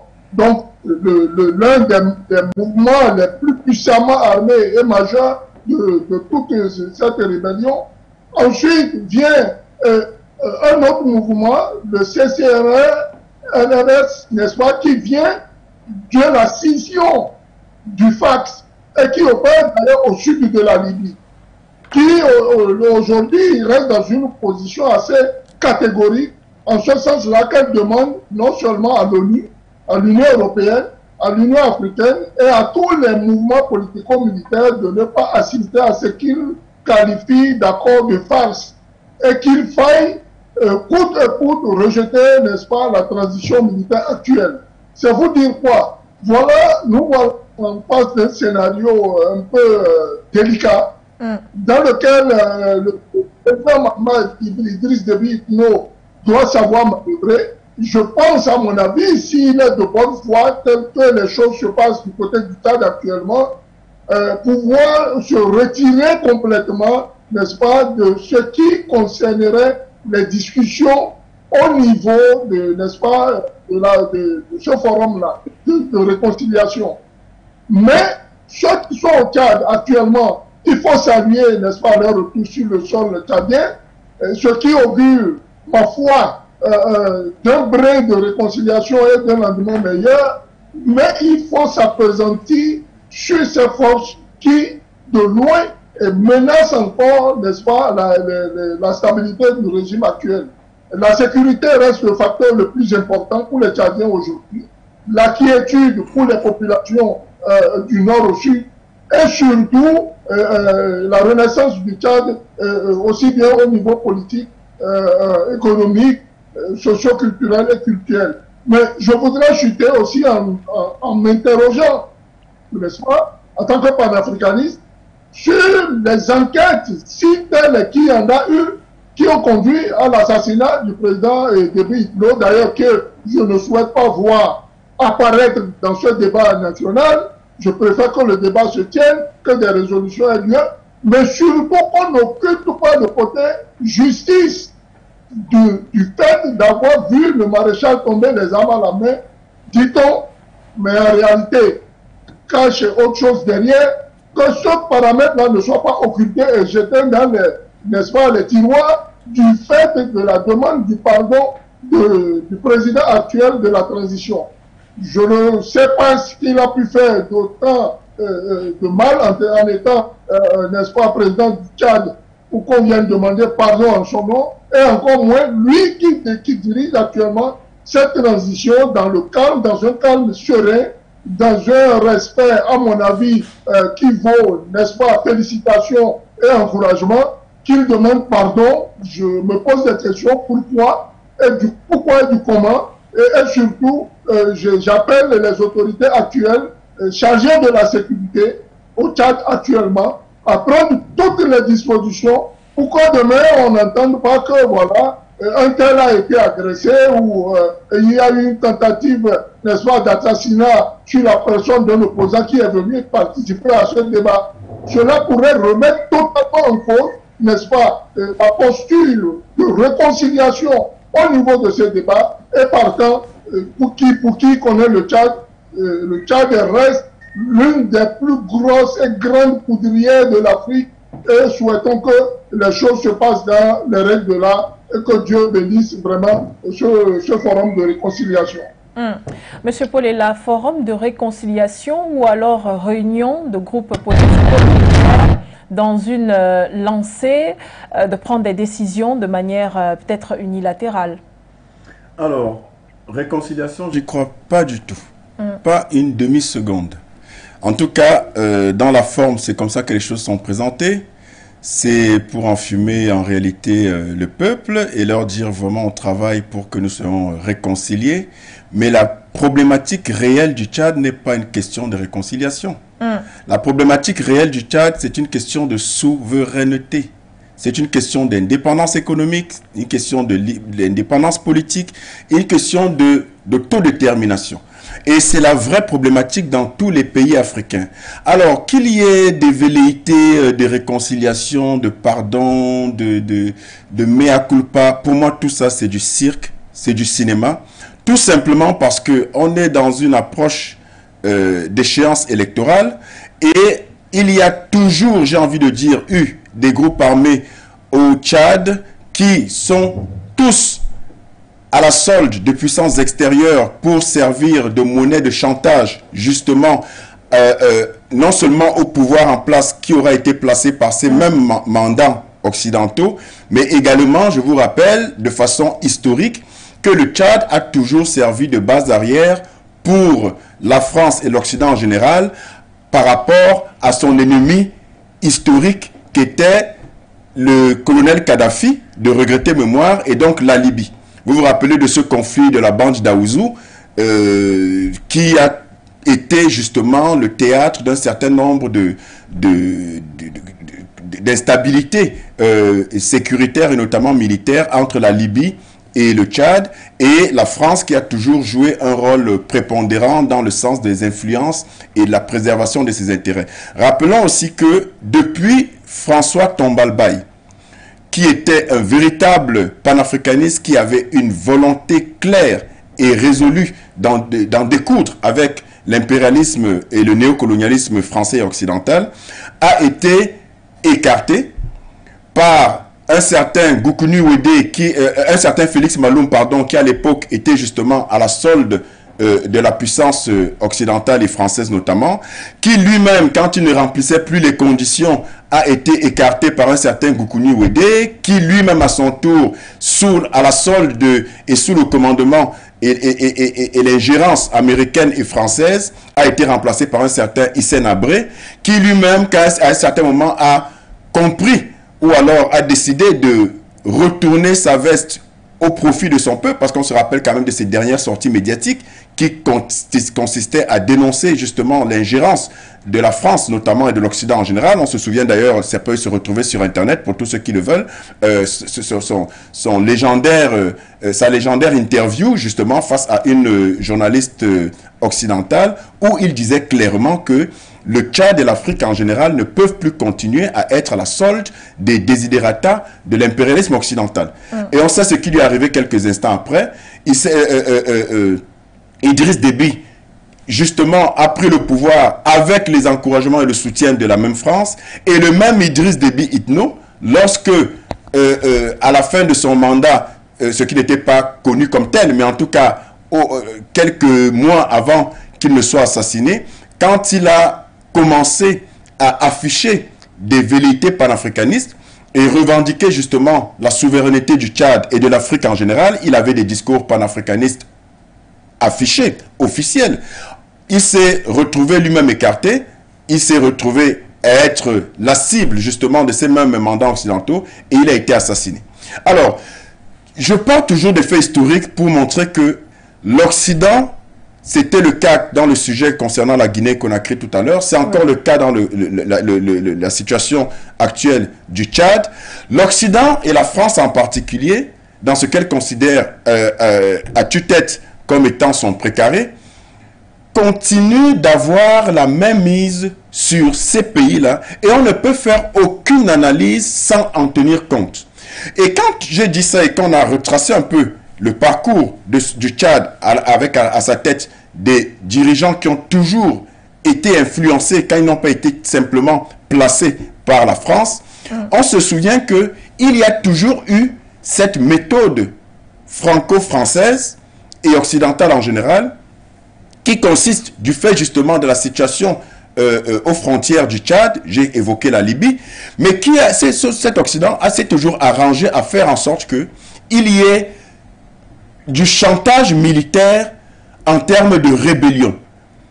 Et ce chantage militaire en termes de rébellion a perduré jusqu'à ce jour pour toujours justement faire chanter le pouvoir en place de telle sorte que à l'occasion d'une moindre velléité de ce pouvoir en place d'autonomie, on mettait des rebelles à sa porte, à la porte du président en exercice. C'est arrivé avec Idriss Déby, c'est arrivé avec Hissène Habré, c'est arrivé avec Gokounou Ouédé, c'est arrivé avec tous ces gens-là. Et aujourd'hui, on nous dit, bon, vraiment, réconciliation nationale, le grand pardon, venez, on va s'asseoir, tout va aller bien. Mais en réalité, on se fout du peuple. Parce qu'il s'agit, et dans votre question, il y a la réponse, il s'agit d'un petit arrangement entre petits copains, un arrangement politicien entre hommes et femmes qui ont intérêt et qui ont soif du pouvoir. Mais comme il y a des élections qui arrivent, il faut rapidement s'entendre entre nous pour savoir comment on fait, comment on s'organise. Et je rappelle encore que de mémoire, tous les arrangements, tous les petits arrangements, soi-disant pour la réconciliation nationale, qui ont eu cours en Afrique, dans des situations d'instabilité, n'ont jamais rien produit. Je vous mets au défi de me donner un exemple, un contre-exemple, pour me dire non, il y a eu ceci, on s'est assis, et puis on se souvient des accords de Marcoussis, on se souvient de tous ces accords-là. Ça n'a jamais rien produit. En réalité, il s'agit d'une manœuvre de l'Occident encore pour, comment dire, toujours avoir la main mise sur la situation. Les rebelles étaient jadis dans le maquis.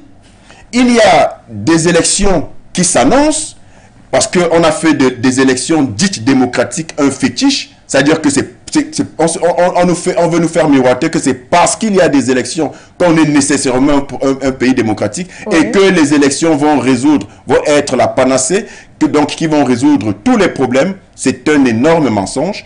Et donc, ce qui se passe aujourd'hui au Tchad, c'est tout simplement que comme il y a des élections qui arrivent, la France s'est organisée et a imposé que ces rebelles-là viennent retrouver le pouvoir de transition en place pour que lui-même soit suffisamment fragilisé pour se soumettre aux désidératas de la France quand elle va lui dire « si tu marches comme ça, alors on te colle la paix ». Mais le peuple n'a aucun profit à tirer de cette histoire. C'est un arrangement entre politiciens et je ne suis pas prophète, mais je peux vous assurer que de deux choses l'une. Soit il y a effectivement arrangement et que tous ceux qui se retrouvent là, soi-disant pour le compte du peuple et soi-disant pour la réconciliation, soit il y a effectivement arrangement et il y a un calendrier qui satisfait tout le monde par rapport au partage du gâteau du pouvoir, oui, et auquel cas, par la suite, on risque d'avoir, dès qu'il y aura des personnes qui seront mécontentes, on risque d'avoir encore des clashs, et donc une détérioration de la situation sécuritaire, ou alors, on n'aura pas une entente qu'ils souhaitent, et vous allez voir donc une recrudescence des actions des rebelles qui vont redoubler d'efforts justement dans leur maquis pour servir de chantage. Mais dans les deux cas, la France impérialiste tire ses marrons du feu parce qu'elle est à l'extérieur et qu'elle tire les ficelles et qu'elle peut faire chanter aussi bien le pouvoir en place que faire miroiter un certain pouvoir aux rebelles qu'elle alimente à sa manière et auquel elle fait miroiter des espoirs qu'elle n'est guère en mesure de tenir. Paul Eyoum, justement, vous avez l'air de brûler d'envie de réagir. Alors, avant une question, vous pouvez, oui? Oui, je voudrais dire, il y a une question principale qui amène des questions subsidiaires. Que deviendra le président de la transition actuelle après ces discussions? Parce que si on ne nous dit pas ce qu'il va devenir après ces discussions, ce sera notre problème. Qui tient l'armée au Tchad actuellement? Je parle de l'armée, entre guillemets, régulière. Qui tient l'armée au Tchad? Si le président de la transition, après ce grand dialogue, est-ce qu'il ne pourra pas devenir un civil qui devient candidat à une élection? Point d'interrogation. S'il doit sortir, quelles sont les conditions dans lesquelles il va sortir pour garantir la paix et la stabilité? Qu'à tout moment, il ne va pas venir déstabiliser ce qui a été fait, tout simplement parce que pour X ou Y raison, il trouve que ceux qui sont arrivés par la suite après lui ne sont pas en train de faire ce qui a été décidé entre guillemets par exemple. Donc il faudrait qu'on réponde à cette question cruciale. Que va-t-il devenir? Ensuite, ceux qui actuellement disent qu'ils ne vont pas participer à ce grand dialogue, quelles sont les conditions qu'on met en place jusqu'à la dernière minute, jusqu'au moment où ça va s'ouvrir pour garantir la sécurité? Vous avez suivi l'intervenant qui a dit quelque chose de très très important. Quelles sont les conditions de sécurité de ceux qui vont participer? Parce que si à tout moment il y a le moindre soupçon d'une tentative d'éliminer, quand je parle d'élimination, elle peut être physique ou elle peut être politique, de certaines personnes là, ça va remettre en cause tout le processus et tout ce qui a été fait jusqu'ici pour unir l'ensemble de ces personnes va aller en lambeaux. Donc il faudrait qu'on trouve déjà la réponse lors de cette discussion. Peut-être ça va surgir là, mais il faudrait qu'on trouve la réponse à ce que deviendra le président de la transition actuelle. Et également répondre à la question de l'armée régulière. L'armée régulière, est-ce qu'elle sera encore sous la botte de ceux qui sont au pouvoir actuellement? Et l'autre chose, est-ce que ceux qui sont au pouvoir actuellement sont prêts à s'écarter? Quand je dis s'écarter, c'est-à-dire à laisser le jeu libre à ceux qui sont par exemple de l'opposition. Parce que si c'est que ce sont eux, vous avez suivi, qui sont à 80%, et qu'à la fin, les résolutions vont dans le sens, en fait, en réalité, on n'aura pas avancé.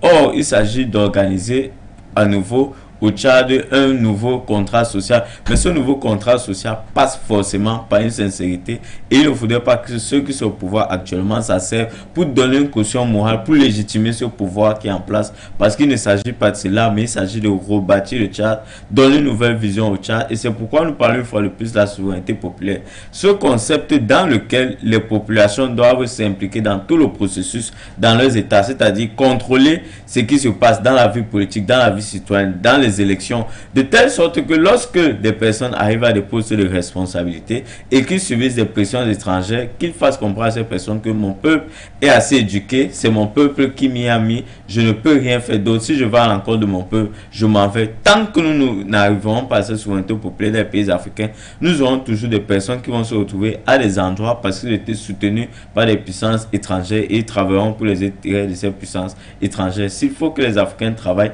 pour leurs États, il faudrait que les Africains soient les premiers impliqués au processus de dialogue, de discussion de citoyenneté dans leur pays. On va peut-être retourner du côté du Bénin avec Souleymane Hamzat. Eh bien, au menu de ce dialogue national inclusif et souverain organisé à partir d'aujourd'hui et pour les prochains jours, on ne sait pas encore si ce sera pour 30 jours, 40, 60. En tout cas, il y a les droits de l'homme, il y a la passation entre le PCMT et les civils. Quels civils? Ça, on ne sait pas encore. D'ailleurs, quelque chose que soulignait Paul Youm sur le plateau, la réconciliation, le processus électoral et la suite de la transition. Eh bien, vous avez parlé tout à l'heure du dialogue national qui ne signifie pas impunité. Pour vous, pour qu'il y ait suffisamment de cohésion sur le plan politique aujourd'hui au Tchad, est-ce qu'il faudrait d'abord passer par la justice au sein et mettre cette justice-là à l'intérieur des résolutions, ou alors terminer d'abord le dialogue et instaurer maintenant une nouvelle politique et entamer de revenir sur la justice? Le Tchad reste un État avec des dirigeants assez responsables, à mon avis. Je pense, de mon point de vue, je dis bien de mon point de vue, oui, pour éviter que vraiment cette chose-là qui est actuellement à la cuisine en train de bouillir dans les règles de l'art ne déborde, n'est-ce pas, le base, vaut mieux aller vers la préparation de cette chose que de chercher à savoir quel est le contenu de la chose. Je veux dire quoi par là? Il faut occulter, n'est-ce pas, un tant soit peu, dans un souci d'apaisement, n'est-ce pas, la recherche vers la réconciliation, si on peut l'appeler ainsi, hein, n'est-ce pas, la paix, la quiétude et surtout la sécurité. Vous l'avez évoqué, Madame Begoudé. On ne peut rien faire dans le désordre. Un État qui, dans le désordre, c'est un État qui ne mérite pas d'exister.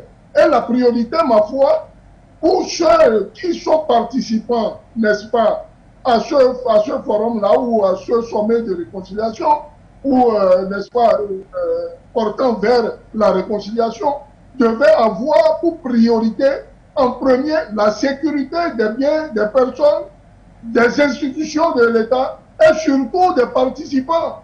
Et il a si bien dit, le co-panéliste Hassan Moussa Ali, il a notifié ce point-là qui est très important. Et sur lequel d'ailleurs les Tchadiens ne doivent pas du tout jouer. Hein. C'est le point qui peut faire, n'est-ce pas, sauter la poudrière de nouveau. Quelle sera la position du président de la transition actuelle?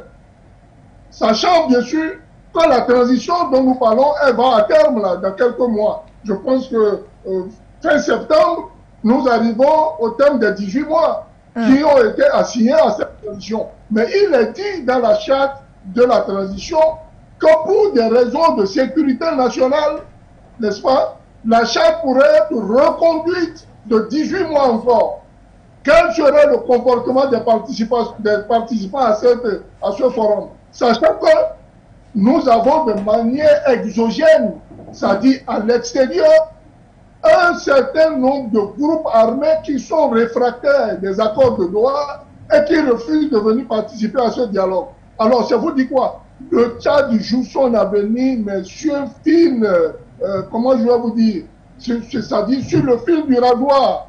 Il faut faire très attention, et je réitère mes propos de tout à l'heure. En premier, il faut garantir à tout point de vue la sécurité des participants, les conduits organisés, même des cortèges, des convois de sécurité. Je ne dis pas militaire, je parle de la sécurité. Sécurité militaire, ça ne veut pas dire la même chose. Je suis pas sûr du domaine. Des convois sécuritaires qui puissent permettre, n'est-ce pas, aux participants venir à N'Djamena de bonne foi, d'être en toute quiétude, disons, en toute quiétude sur le territoire tchadien, et plus particulièrement au niveau de N'Djamena. Le mal peut venir du pouvoir en place, le mal aussi peut venir d'autre part de ces groupes armés-là qui sont réfractaires, qui ont refusé cet accord et qui pourraient venir, n'est-ce pas, acter un certain nombre de comportements, n'est-ce pas, dérisoires, qui puissent entacher non seulement les débats en cours, mais entacher, n'est-ce pas, la position de la transition. Le président Mahama a intérêt à ce que son ministre de la Sécurité ne dorme pas du tout, que toutes les cellules de renseignement et d'action soient mises en disponibilité opérationnelle pour parer à toute éventualité. Je vous parle dans ce cadre-là, en ayant l'expérience de la conférence nationale vive de la nation de février 90 au Bénin.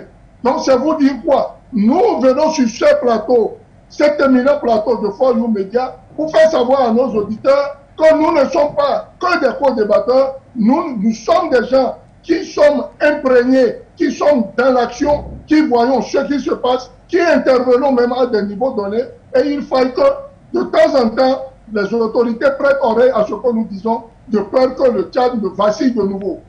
Question de mon confrère Moussa, n'est-ce pas, Hassan, que deviendra à la fin le président actuel de la transition? Il va falloir que des personnalités bien dont la voix est bien recommandée s'asseyent et réfléchissent à la question. Merci infiniment Souleymane Hamzat pour cet avis. D'ailleurs, nous avons pratiquement terminé, peut-être avec le professeur Niaka. On va prendre le tout dernier avis sur ce plateau, si bien sûr il est toujours avec nous. Ouais, bien sûr que je suis là. Alors, où irais-je? D'accord, merci beaucoup écoutez, pour cette émission. C'était vraiment un privilège. La plupart des intervenants qui ont pris la parole ont fait un travail extraordinaire. Je ne connais pas le nom de l'autre, mais je crois que je sais que Paul est là et a fait des choses très très intéressantes, Suleiman Hamzat aussi. Seulement que je m'aligne un peu plus sur les positions de Paul est là par rapport au dialogue au Tchad. C'est-à-dire qu'on peut se poser des questions, mais aujourd'hui, il faut situer ce qui se passe au Tchad dans un contexte africain. Le contexte africain, c'est quoi?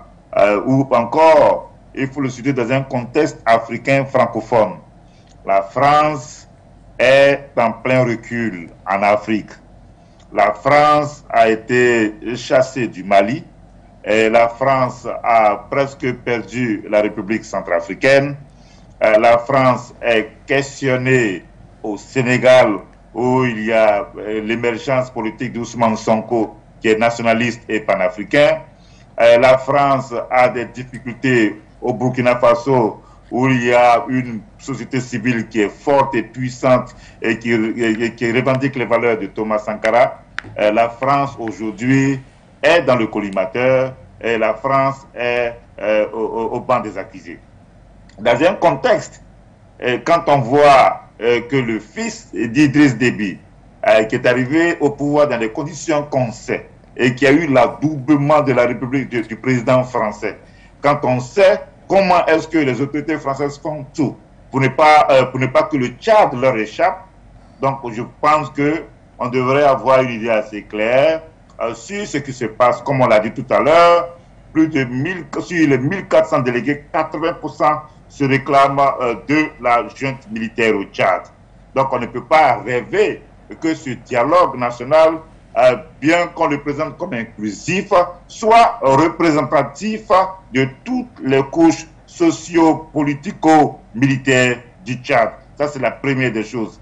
La deuxième des choses, si il est déjà écrit que la transition peut être étendue, naturellement, on n'est pas... ce serait vraiment le plus grand miracle du XXIe siècle de voir qu'à l'issue de ce dialogue, que le fils de Déby laisse le pouvoir, et que quelqu'un d'autre, ça, ce n'est pas ce que les Français ont envie de faire, et lui-même n'a pas l'intention de laisser le pouvoir. Ce dialogue est mis sur pied afin d'avoir une caution morale, un adoubement populaire, ou bien quelque chose de factice, à partir duquel les gens pourraient peut-être se donner une certaine forme de légitimité politique.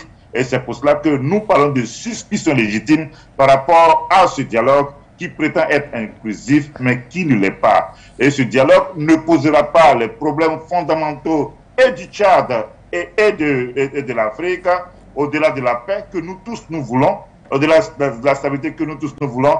La question fondamentale aujourd'hui sur le continent africain, c'est la question de la souveraineté politique et économique et culturelle. Et ça, on ne le voit pas. Donc, c'est ce que je voulais dire sur ce dialogue pour terminer. Et donc, je voudrais vous remercier pour cette opportunité. Merci infiniment à vous. Et d'ailleurs, c'est avec vous que nous terminons cette émission Politoscope ce 20 août 2022. Ce fut un plaisir de le partager avec M. Suleiman Hamzat qui est du côté du Bénin. Je rappelle, voilà, qu'il est consultant en problématique du terrorisme et spécialiste des questions de sécurité. De même, le professeur Niaka Lagoké. Nous vous disons merci, analyste politique et panafricaniste engagé dans cette émission. Nous avons également reçu Paul Ela, géostratège et analyste. Merci à vous. Paul Eyoum de l'Alliance des forces progressistes du Cameroun. C'est un parti politique d'opposition.